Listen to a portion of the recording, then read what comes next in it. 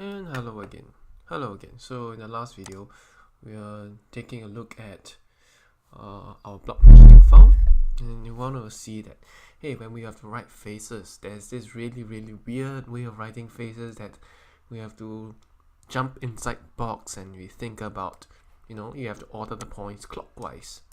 And that's very hard to imagine if you are staring at a block of text like this. So in the last video, we're trying to find a way to define, how to do this feat, so-called, of getting the box defined in a very generic way. So remember, we have 6 faces in the cube. Okay, I'm gonna draw the cube. We have 6 faces in the cube. Alright. This is a generic cuboidal kind of a shape. So it's a hex some sort of a 6-sided object. Okay, so that's why it's named hex, meaning 6. Alright. You can see the blocks are named hex here. So there's a 6-sided block. Okay, so first we need to know that there are 6 faces. So with 6 faces, when you're inside this box, there are at least 6 possible ways that your points must be ordered. Now previously we had the small z plane and the large y plane, which we have defined.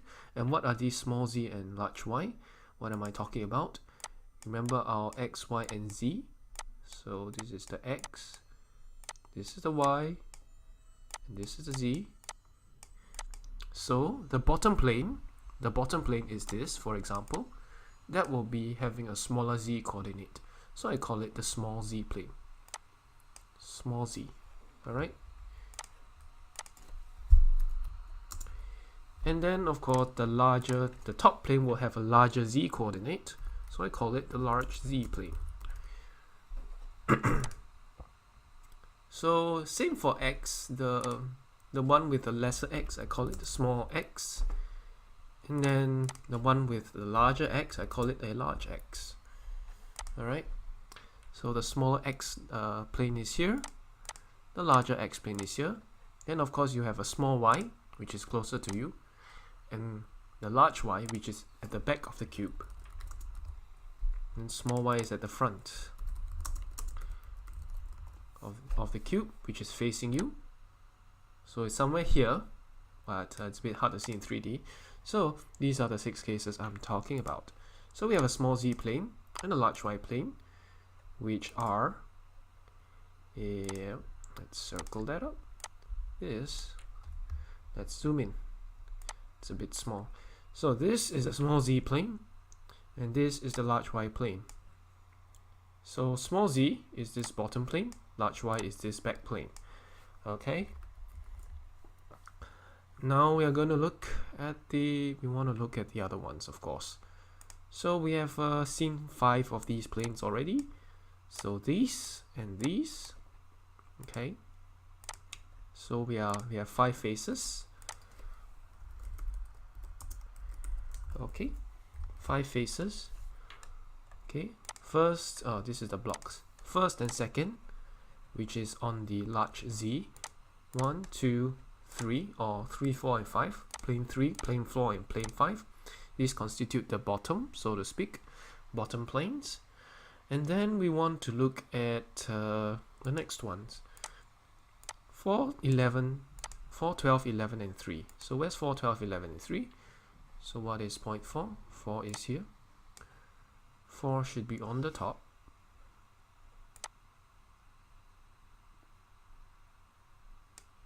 See?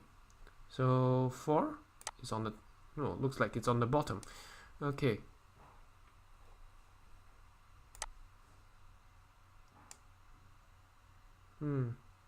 Yeah, this is point 4. Let's look for point 12. Point 12 is here. 12. So this is 4, 12, 11, is here. You see 11 is here and 3 is here. 3 is here. So what plane is this talking about? Okay, so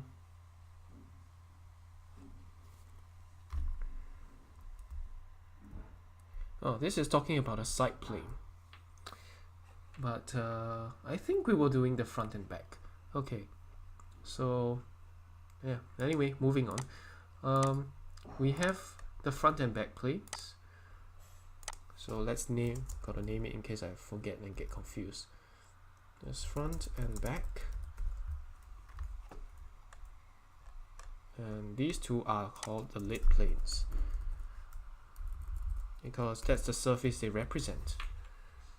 So you see, the lid is here, then we have front and back, which are here. So I'm going to paste it here, copy and paste. So we'll just name it. So we'll go to the 6th. Okay, so we have 8, 9, 11, 10. Alright, so let's look for 8, 9, 11, 10. So we are going to go through every single one of the planes so that we can see what is the pattern that we are supposed to see. Is that a default one? Reset camera to last save. Yes.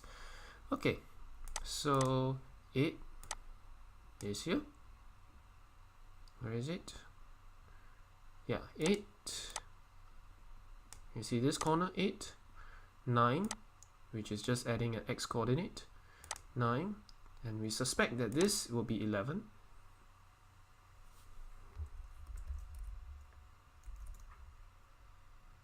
Yeah, 0, 0 point. Yeah, this is 11 and this is 10. So you can see 1, 2, 3, 4. 10 is here. This is the 4th one. So you can see 1, 2, 3, 4. And it's like going in an anti-clockwise direction. You'll see it very shortly. Okay, so I'm going to erase all this.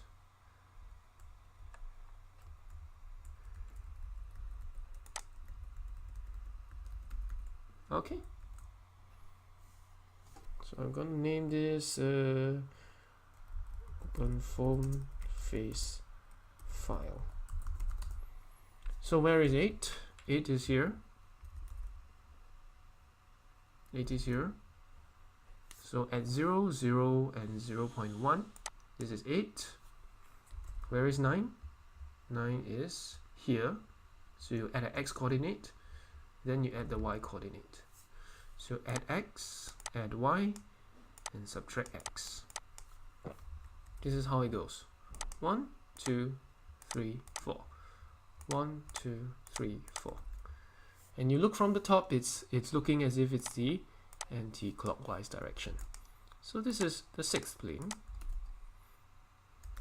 and it's looking in an anti-clockwise direction. So this is a front and back. So notice you can actually define two planes as long as they have the same boundary condition, or you want them to have the same boundary condition.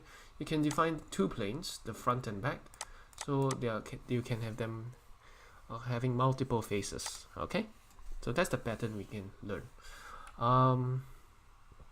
They don't have to be on the same face. Just now we see this one, and this one can be so-called different parts of the bottom x, or the low z plane. But you see, you can also define this as this along with the bottom plane, so they don't have to be together. In that sense, they don't have to be defined separately. Okay, OpenFoam allows for that.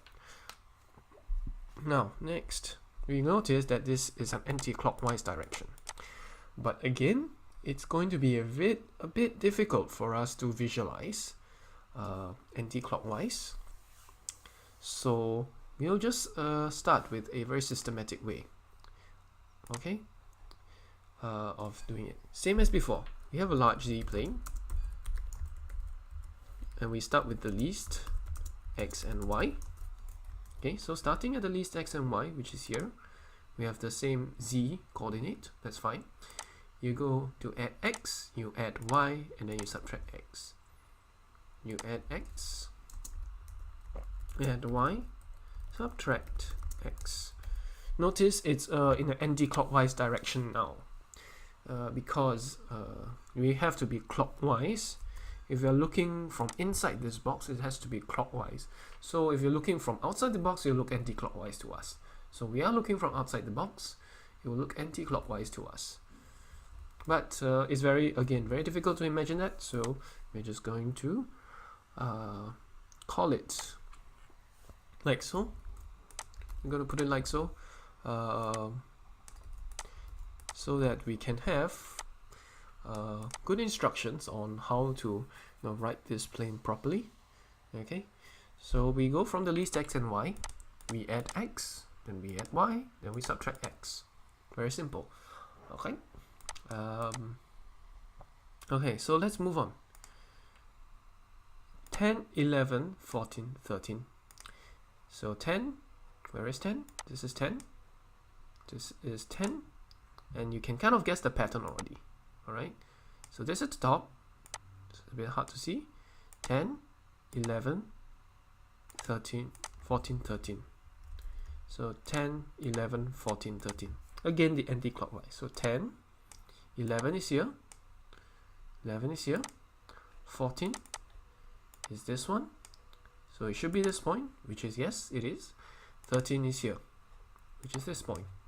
So we kind of guess the plane direction. That's the correct direction already. Okay, there is a pattern, as you can see. All these planes on the top, they go in the same kind of a counterclockwise direction if you look from inside. Okay, so this is the 7th plane.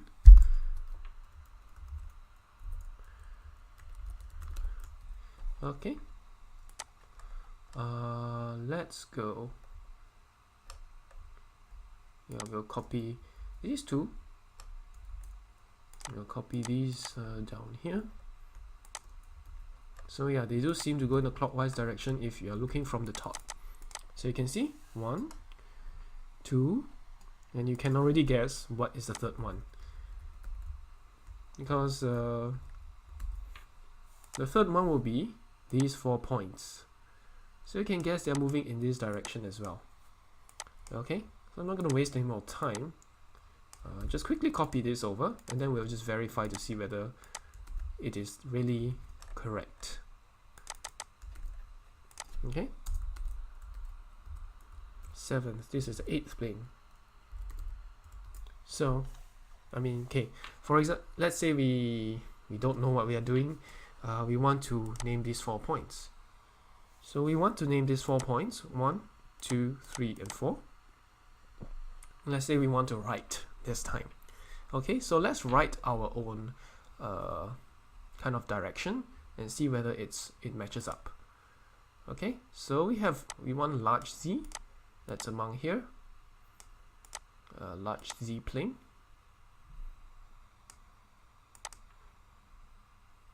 Okay, so all these Z's are 0.1.